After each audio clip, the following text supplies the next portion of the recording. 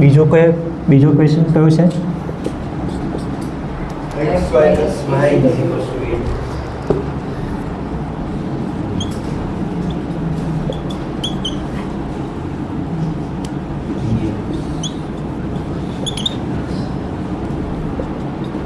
આ શું લાગે કન્સિસ્ટન્ટ છે?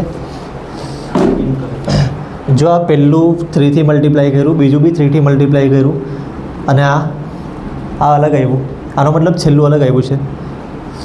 પહેલાં 8ને મેં આ બાજુ લખી લે -8 એટલે આ રહ્યું 0.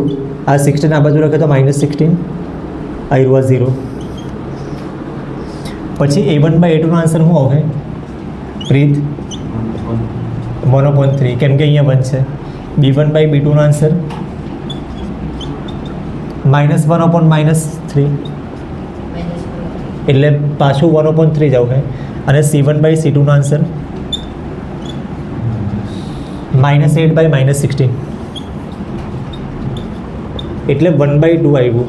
માઇનસ કટ ને 1/2, આનો મતલબ ત્રીજું વસ્તુ અલગ આવ્યું. તો અહીંયા મેં લખી તો લે a1/a2 અને b1/b2 is not equal to c1/c2. અને આ બંને સેમ છે 1/3 1/3, પણ ત્રીજું અલગ આવ્યું એટલે આવ્યું ત્રીજું અલગ છે. તો આના પરથી શું લખાય? ઇનકન્સિસ્ટન્ટ ને?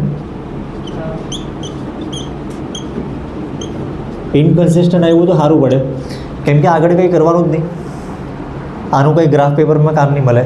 કન્સિસ્ટન્ટ હોય ને તો ગ્રાફ પેપરમાં સોલ્યુશન ફાઇન કરવાનું. ઇનકન્સિસ્ટન્ટ મતલબ સોલ્યુશન મળે જ નહીં.